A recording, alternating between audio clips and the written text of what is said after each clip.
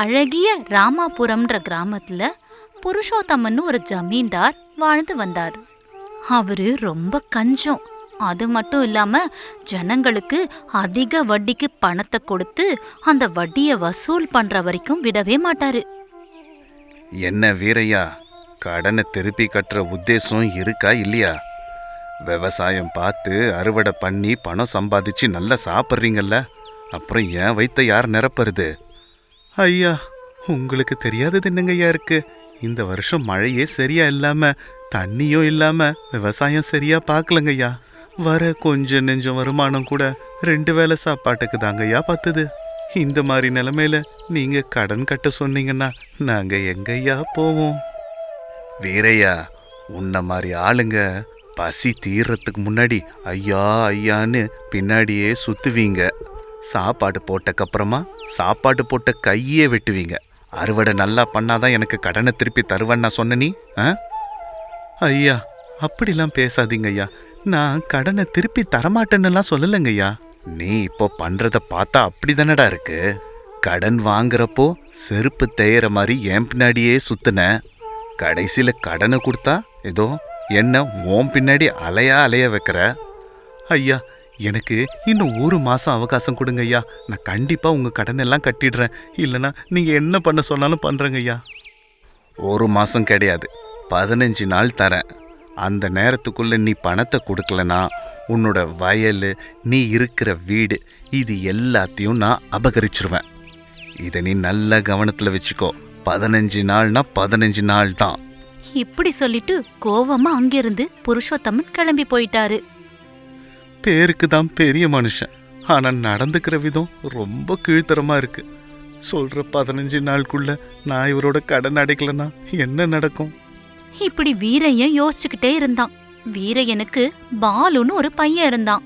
பாலு ரொம்ப நல்ல பையன். புருஷோத்தமன் பேசிட்டு இருந்ததை கேட்ட பாலு, நீங்க எதுவும் கவலைப்படாதீங்கப்பா, என்ன ஆனாலும் பரவாயில்ல. நாம அந்த புருஷோத்தமன் கிட்ட வாங்கின கடனை தீர்த்திடலாம். இப்படி பேசி வீரையனை ஆறுதல் படுத்த முயற்சி பண்ணான்.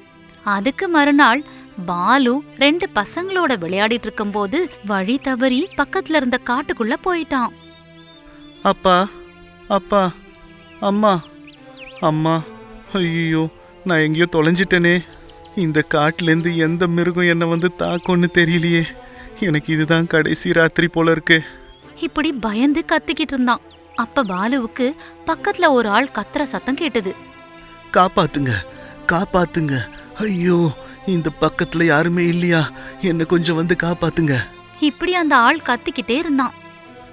ஐயோ, யாரோ ஆபத்துல இருக்கிற மாதிரி தெரியுதே. இப்படி சொல்லிட்டு பாலு அந்த சத்தம் வர திசையை நோக்கி நடந்தான். அப்போ தண்ணி இருக்கிற குழியில ஒரு முனிவர் மூழ்கிக்கிட்டு இருந்தாரு. அந்த தண்ணி குழி பக்கத்துல பை நிறைய தங்க நாணயங்கள் இருந்தது. ஆனா பாலு அந்த தங்க நாணயத்தை கண்டுக்காம ஒரு அந்த முனிவர் பாலுவை பார்த்து, ஓ கடவுளே, என்ன காப்பாத்துறதுக்காக நீ தான் இந்த பாலகன் ரூபத்துல வந்திருக்கியா? ரொம்ப நன்றி சுவாமி, ரொம்ப நன்றி. ஐயா முனிவரே, இந்தாங்க, இந்த கொம்ப கெட்டியா பிடிச்சுக்கோங்க, விட்டுடாதீங்க, பார்த்து கவனம். இப்படி சொல்லி பாலு பெரிய கொம்ப முனிவர் கிட்ட நீட்டினான். முனிவர் அந்த கொம்போட உதவியால தண்ணி குழிக்குள்ள இருந்து வெளியில வந்துட்டாரு. அப்பாடா, செத்து பொழைச்ச மாதிரி இருக்கு. ஒரு நொடி அந்த மரணத்தை என் கண்ணால பார்த்துட்டேன். யாரு பண்ணி கடவுள் மாதிரி இப்ப வந்திருக்க. இல்லைன்னா இன்னையோட என்னோட வாழ்க்கை முடிஞ்சிருக்கும்பா தம்பி. ஒரு மனுஷனை இன்னொரு மனுஷன் காப்பாத்துறதுக்காக தானே அந்த கடவுள் இத்தனை மனுஷங்களை படைச்சிருக்காரு. ஆஹா, என்ன ஒரு நல்ல வார்த்தை சொன்னப்பா. இன்னைக்கு உன்ன மாதிரி ஒருத்த இல்லைன்னா என் உயிரே போயிருக்கும். அதனால எந்த தம்பி, இந்த தங்கத்தை வாங்கிக்கோ, இது ரொம்ப விலை உயர்ந்தது. இத வச்சு உன் கஷ்டத்தை தீர்த்துக்கோ. இப்படி சொல்லி பையில இருந்த தங்கத்தை எடுத்து கொடுத்தாரு முனிவர். இத பார்த்து பாலு சிரிச்சுக்கிட்டே, இந்த தங்கத்தை என்கிட்ட கொடுத்து உங்க உயிருக்கு விலை பேசுறீங்களாங்கய்யா? இல்லப்பா தம்பி, அப்படி இல்ல. எனக்கு இதெல்லாம் வேணாங்கய்யா. நான் இந்த காட்டுல தொலைஞ்சிட்டேன். எனக்கு என் வீட்டுக்கு போறதுக்கு வழிய சொல்லுங்க, அது போதும். அதே நீங்க எனக்கு கொடுத்த பரிசா நான் எடுத்துக்கிறேன். ஓ, அவ்வளவுதானே? இந்த காடு எனக்கு நல்லா தெரியும். வா, நான் உன்னை கூட்டிட்டு போறேன். அது சரி, நீ இருக்கிற ஊரோட பேரு என்னப்பா? ராமாபுரங்க. நான் என் நண்பர்களோட தான் விளையாடிட்டு இருந்தேன். பார்த்தா இந்த காட்டுக்குள்ள எப்படியோ வந்து தொலைஞ்சிட்டேன். பாவம், நான் எங்க போனணும்னு தெரியாம எங்க அப்பா அம்மா கவலையில இருப்பாங்க. எனக்கு உன்னுடைய கிராமத்துக்கு போறதுக்கான வழி தெரியும்பா, நீ கவலைப்படாத. இப்படி வழியெல்லாம் அவங்க 2 பேரும் நிறைய கதைகளை பேசிட்டு வந்தாங்க. பாலுவோட நல்ல எண்ணத்தை புரிஞ்சுக்கிட்ட முனிவர் ரொம்ப சந்தோஷப்பட்டாரு. இங்க பாருப்பா, இதே வழியில இன்னும் கொஞ்ச தூரம் நடந்து போனீன்னா உனக்கே உன் கிராமம் கண்ணுக்கு தெரியும். எனக்கு இங்கேருந்து இன்னும் ரொம்ப தூரம் பிரயாணம் பண்ணணும்ப்பா. சரிங்க ஐயா, எனக்கு வழியை காட்டினதுக்கு உங்களுக்கு ரொம்ப நன்றி. பாலுவோட பேச்ச கேட்டு சந்தோஷப்பட்டு தான் கையில இருந்த கலசத்தை பாலு கிட்ட கொடுத்து, பாலு, இந்த கலசம் ரொம்ப மகிமை வாய்ந்தது. இது உன்ன மாதிரி நல்லவங்க கிட்ட இருந்தா மக்களுக்கெல்லாம் கண்டிப்பா நன்மை நடக்கும். என்கிட்டேந்து இதை நீ ஒரு பரிசா வாங்கிக்கோ. வேணான்னு மட்டும் சொல்லக்கூடாது. சரிங்க முனிவரே. இப்படி சொல்லிட்டு பாலு முனிவர்கிட்ட இருந்து அந்த கலசத்தை வாங்கிக்கிட்டான். வீட்டுக்கு போனதுக்கு அப்புறம் பாலு அந்த கலசத்தை கடவுள் முன்னாடி வச்சான். என்னப்பா இது? எங்கேந்து இதை கொண்டு வந்த? பாலு காட்டுல நடந்த விஷயம் மொத்தத்தையும் வீரையனுக்கு விவரமா சொன்னான். அப்பா, இந்த கலசம் ரொம்ப மகிமை வாய்ந்ததுன்னு அந்த பெரியவர் சொன்னாருப்பா. ஆனா இதுல தண்ணியை தவிர வேற எதுவுமே இல்ல. இப்படி சொல்லிட்டு பாலு வீட்டு தோட்டத்துக்கு போனான். அங்க தோட்டத்துல இருந்த காய்கறி செடிகள்லாம் கொஞ்சம் கொஞ்சமா வாட ஆரம்பிச்சுது. அத பார்த்து பாலு வருத்தத்தோட, அப்பா அப்பா, என்ன இந்த செடிலாம் வாடி போய் கிடக்குது? இந்த வெயிலுக்கு தண்ணி எங்கப்பா கிடைக்குது? கிணத்துல ஆத்துல எல்லாம் தண்ணி வத்தி போச்சு. அது சரிப்பா, ஏதாவது ஒரு செடியாவது காப்பாத்துவோம்பா. இப்படி சொல்லிட்டு பாலு கலசத்தை கொண்டு வந்து அதுல இருந்த தண்ணிய செடிகளுக்கு ஊத்தினான். ஒரு துளி தண்ணி விழுந்த விடன அந்த தண்ணி தங்கமா மாறி அந்த செடிக்கு உயிரை கொடுத்தது. ஒரு துளி தண்ணி விழுந்தவன அந்த செடி பச்சை பசேல்னு மாறி காய்கறிகளையும் கொடுத்தது. அப்பா அப்பா, இது பாத்தியா? இது சாதாரண கலசம் இல்லப்பா.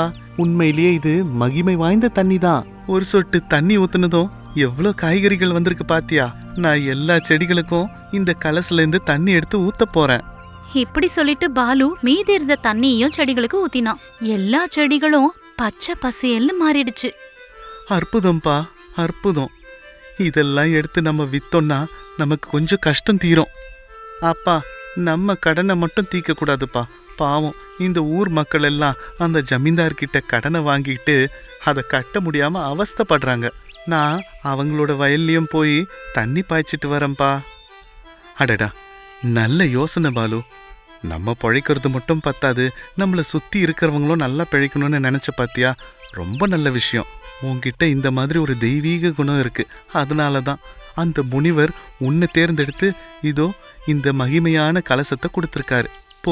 போய் ஊர் மக்களுக்கெல்லாம் நன்மை பண்ணுப்பா. பாலு அந்த கலச தண்ணியை எடுத்துக்கிட்டு போய் மத்தவங்களோட பயிர்களையும் தெளிச்சான். எவ்வளவு தண்ணியை தெளிச்சாலும் அந்த கலசத்துல தண்ணி மட்டும் குறையவே இல்ல. பாலு அந்த அதிசய தண்ணீரை தெளிச்சதும் எல்லா பயிர்களும் பச்சை பசேல்னு நல்ல விளைச்சலை கொடுக்க ஆரம்பிச்சுது. இந்த விஷயம் ஊர் மக்களுக்கு தெரிஞ்சு, பாலு இல்லைன்னா நம்ம நிலமெல்லாம் என்ன ஆயிருக்கும்னு நினைச்சு கூட பார்க்க முடியல. இப்படி எல்லாரும் பயிர்களை வித்து வந்த பணத்தை கொண்டு வந்து புருஷோத்தமன் கிட்ட வாங்கின கடனை அடைச்சிட்டு திரும்பி போனாங்க. இந்த ஜனங்களோட பூமியெல்லாம் அபகரிச்சிடலான்னு பார்த்தா இவங்க என்னடானா கடனை கொண்டு வந்து அடைக்கிறாங்க. அது சரி, இவங்களுக்கு எப்படி இவ்வளோ பணம் வந்தது? இப்படி புருஷோத்தமன் கோவமா, என்னது தங்க தண்ணியா? தண்ணி கூட தங்கத்துல இருக்குமா? அப்படின்னா அது என்கிட்ட இருக்கணும்.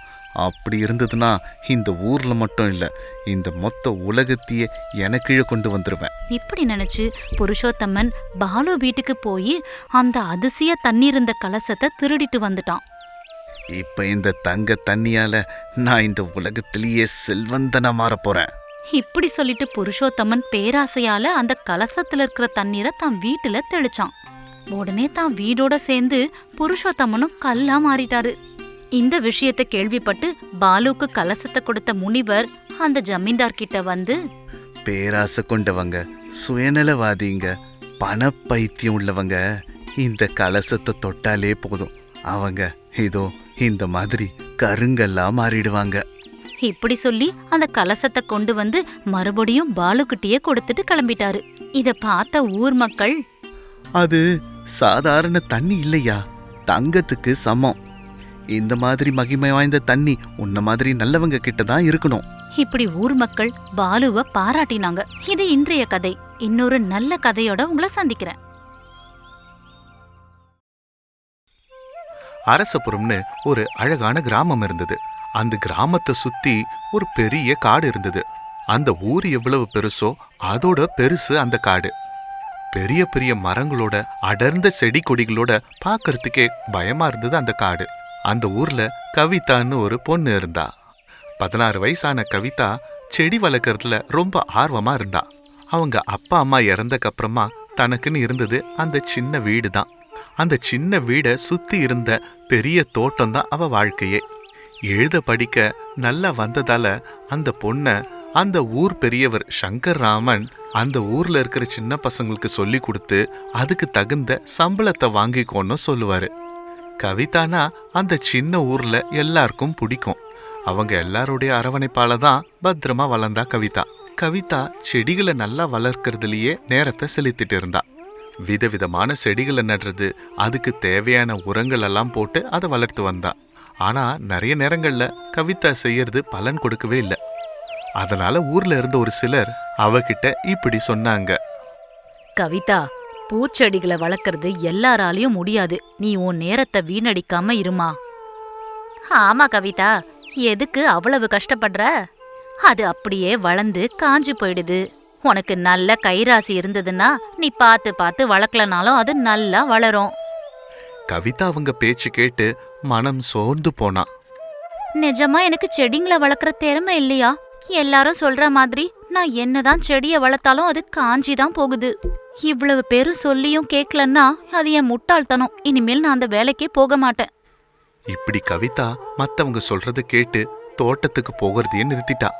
ஆனா மனசு கேக்குமா? யார் என்ன சொன்னா நமக்கு என்னன்னு மறுபடியும் தோட்டத்துக்கு போய் வேலைய ஆரம்பிச்சா.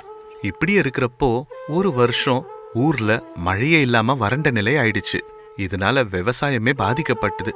அடுத்த வருஷமும் அதே நிலைமை தான் அந்த ஊருக்கு. இதனால ஊர்ல விவசாயமே நடக்கல. பக்கத்து ஊர்ல இருந்து அதிக விலை கொடுத்து பொருட்கள் வாங்க வேண்டிய நிலைமை ஆயிடுச்சு. என்னவோ இந்த 2 வருஷமா கடவுள் நம்ம மேல கருணையே காட்ட மாட்டேங்கிறாரு. நம்ம கிட்ட இருக்கிற பொருட்கள் போய் பக்கத்து ஊர்ல அதிக விலை கொடுத்து வாங்க வேண்டிய நிலைமை. என்ன பண்றது பெரியவரே? எந்த விளைச்சலும் சரியாக மாட்டேங்குது. தண்ணியே இல்லாத விளைச்சல் பண்ணலான்னா எதுவும் ஒத்து வர மாட்டேங்குது. அந்த வழியா போயிட்டு இருந்த கவிதா அங்க நின்னு அவங்க பேசுறத கேட்டா. ஊர் எனக்கு எவ்வளவோ பண்ணிருக்கு. இந்த கஷ்டமான நேரத்துல ஊருக்கு நான் உதவி செய்யலன்னா நான் இந்த ஊர்ல இருந்து என்ன பிரயோஜனம்? ஏதாவது ஒண்ணு பண்ணி இந்த ஊர்ல மறுபடியும் பசுமைய கொண்டு வரணும். ஆமா பெரியவரே, நம்ம ஊரை சுத்தி இருக்கிற ஒரு காட்டுல யாரோ ஒரு பெரிய அம்மா நல்ல செடிகளை வளர்க்கறாங்களாம். அந்த விஷயம் என்னோட மூதாதையர்கள் சொல்லி நான் கேள்விப்பட்டிருக்கேன். அது உண்மையோ பொய்யோ எனக்கே தெரியாது. அது இல்லாம அந்த பயங்கரமான காட்டுக்குள்ள போய் இந்த வேலையை பாக்குறது யாரு? அது உண்மைதான். அடிக்கிற காத்துல அந்த மரங்களோட சத்தத்தை கேட்கறதுக்கே பயமா இருக்கும். இந்த பேச்சு கவிதாவை யோசனையில அழுத்துச்சு. அன்னைக்கு ராத்திரி முழுக்க கவிதா இத பத்தியே யோசிச்சுக்கிட்டு இருந்தா. உண்மையாவே காட்டுல ஏதாவது நமக்கு உதவுற மாதிரி விஷயம் இருக்கா? உண்மைதான், மழை இல்லாம ஊர்ல இருக்கிற செடியெல்லாம் காஞ்சி போயிடுச்சு. ஆனா அந்த காட்டுல இருக்கிற செடியெல்லாம் இன்னும் பச்சை பசேல்னு தானே இருக்கு. அது எப்படி முடியும்? மழை இல்லைன்னா வெப்பம் அதிகமாயி காட்டுல இருக்கிற செடியெல்லாம் காஞ்சிதானே போகும். ஆனா இந்த காட்டுக்குள்ள செடியெல்லாம் பச்சை பசேல்னு இருக்கு. அப்போ காட்டுக்கு போனோன்னு கவிதா முடிவு பண்ணா. விடிய காலையிலேயே எழுந்து சாப்பாடு மூட்டை எடுத்துக்கிட்டு காட்டை நோக்கி நடக்க ஆரம்பிச்சா. ஊர்ல இருந்த ஒரு சில மக்கள் கவிதா காட்டுக்கு போறத பார்த்து அதிர்ச்சியானாங்க.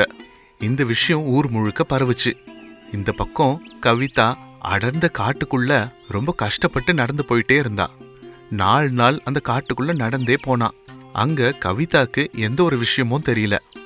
இவ்வளவு தூரம் வந்து கூட இங்க நமக்கு பயன்படுற மாதிரி எதுவுமே தெரியலையே. நான் தேவையில்லாத வேலை பண்றடா என்ன? கொண்டு வந்த சாப்பாடும் காலியாயிடுச்சு. உடம்புல சோர்வும் வந்துடுச்சு. மறுபடியும் என்னால ஊருக்குள்ள போக முடியுமா? இப்படி யோசிச்சுக்கிட்டே இருக்கும்போது கவிதாக்கு அழுகையா வந்தது. அழுதுகிட்டே நடந்து போனா. அப்போ அழகான ஒரு தோட்டத்தை பார்த்தா கவிதா. காடா இருந்தா கூட அழகான தோட்டமா இருந்தது. ஏகப்பட்ட பூச்செடிகள், காய்கறி செடிகள், பழச்செடிகள், மனுஷனுக்கு தேவையான பொருட்கள் எல்லாம் அங்க இருந்தது. அந்த தோட்டத்துக்கு நடுவுல ஒரு குடிசை இருந்தது. கவிதா அந்த குடிசை கிட்ட போய் கதவை தட்டினா. வெள்ளை முடியோட வெள்ளை புடவை கட்டிட்டு இருந்த ஒரு பாட்டி வந்து கதவை திறந்தாங்க. ஊருக்குள்ள பேசிக்கிட்டு இருக்கிற அந்த பாட்டி நீங்க தானா? இப்படி கேட்டு பதில் வரத்துக்கு முன்னாடியே தலை சுத்தி விழுந்துட்டா. கொஞ்ச நேரத்துல மயக்கம் தெளிஞ்சதும் பார்த்தா குடிசைக்குள்ள படுத்துட்டு இருந்தா. இதெல்லாம் உண்மையா? கனவு இல்லையா? நிஜமாவே நான் அந்த பாட்டிய பாத்துட்டேனா? ஆமாமா. இவ்வளவு சோர்வா இருக்க எங்க இருந்துமா வர? எப்படி வந்த? பாட்டி, எங்க ஊரு அஸ்வபுரி. எங்க ஊர்ல 2 வருஷமா மழை இல்லாததுனால ஊரே வறண்டு போய் ரொம்ப கஷ்டத்துல இருக்கு. காட்டுக்குள்ள ஒரு பாட்டி நல்லா செடிய வளர்க்குறாங்கன்னு ஊருக்குள்ள பேசிட்டு இருந்தாங்க. அந்த பாட்டிய பாக்கறதுக்கு தான் நான் கஷ்டப்பட்டு வந்தேன். அது நீங்க தானே பாட்டி? ஆமாமா, நான் தான். இந்த செடிங்களெல்லாம் நீங்களே வளர்த்தீங்களா? தனியாவா? ஆமாமா, எனக்கு வேற எதுவும் வேலை இல்ல செடிகளை வளர்க்கறத தவிர. இவ்வளவு தோட்டத்தை வளர்க்கணும்னா குறைஞ்சது 20 வருஷம் 10 பேராவது வேலை பார்க்கணும். நான் ஒருத்தி 100 பேருக்கு சமம். என்னோட வயசு 100க்கு மேல ஆகுதுமா. இத்தனை வருஷமா நான் பார்த்துட்டு இருக்கிற வேலை இதுதான். 100 வயசுக்கு மேலையா? என்னால நம்பவே முடியல. இவ்வளவு வருஷம் வாழ முடியுமா என்ன? நான் இயற்கை முறையில வாழ்ந்து வந்துட்டு இருக்கேன். எந்த ஒரு கலப்படமும் இல்லாத இடத்துல வாழ்ந்துட்டு இருக்கேன். அதனாலதான் இப்படி இருக்க முடியுது. மறுபடியும் நானு உங்க ஊருக்குள்ள வந்தேன்னா 1 வாரத்துல நான் மேல போயிடுவேன். பாட்டி, நான் வந்த விஷயத்த சுருக்கமா சொல்றேன். எனக்கு செடிகளை நல்ல முறையில வளர்க்கணும். நான் நிறைய செடிகளை வளர்க்கறனே தவிர அதெல்லாம் சீக்கிரமே காஞ்சி போயிடுது. எல்லாரும் என்கிட்ட இந்த செடிகளை வளர்க்குற வேலைய பார்க்காதுன்னு சொல்றாங்க. சொல்லி கொடுக்கறேன். ஆனா அதுக்கு குறைஞ்சது 2 மாசமாவது நீ இங்க இருக்கணும். சரிங்க பாட்டி. எனக்கு சொந்த பந்தம்னு யாரும் இல்ல. ஊரு தான் எனக்கு சொந்தம். அவங்களுக்காக எது வேணா பண்ணுவேன். அந்த பாட்டி கவிதாக்கு கொஞ்சம் கொஞ்சமா விவசாயத்தை பத்தி சொல்லி கொடுத்தாங்க. பாட்டி வேப்ப எண்ணெய், பூண்டு, மிளகு, இப்படி கவிதாக்கு தெரியாத புது புது விஷயங்களை சொல்லி கொடுத்தாங்க.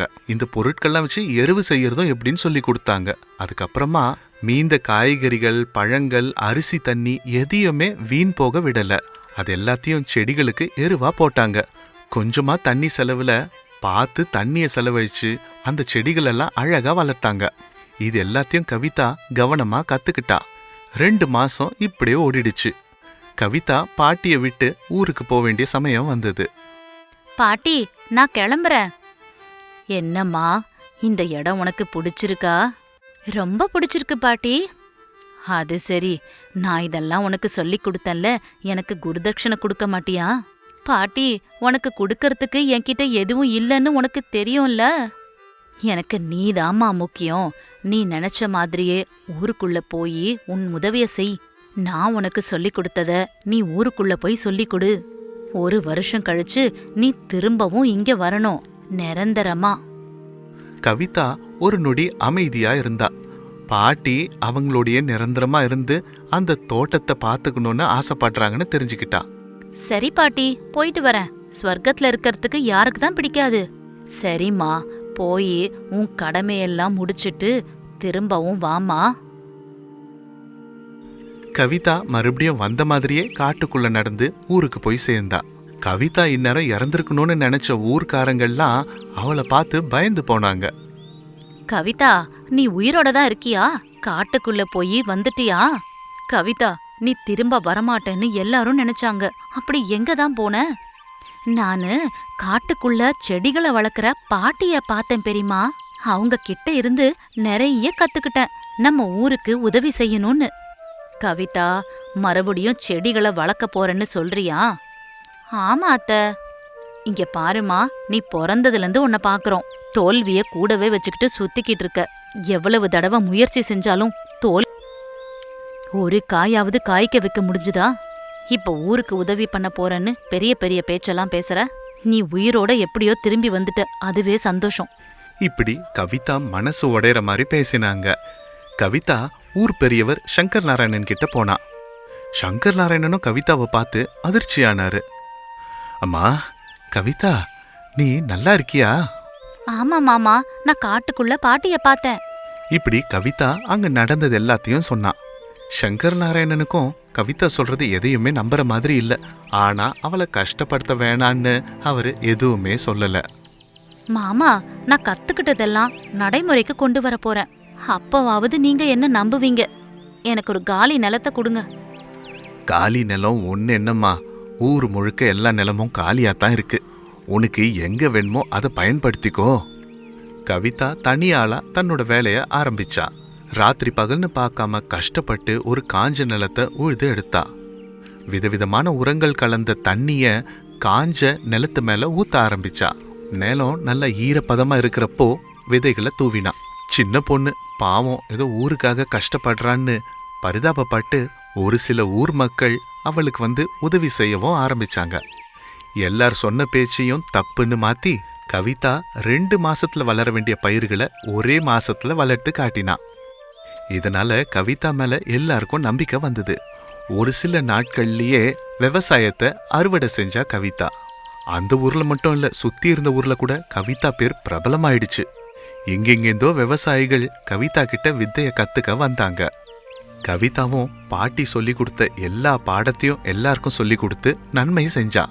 சரியா 1 வருஷம் ஆனதும் கவிதா பாட்டி கிட்ட நிரந்தரமா தங்கறதுக்கு கிளம்பினா. ஊரே அவளை மரியாதையா வழி அனுப்பி வச்சுது. இது இவங்க கதை. தோல்வி. இன்னொரு அற்புதமான கதையோட உங்களை சந்திக்கிறேன்.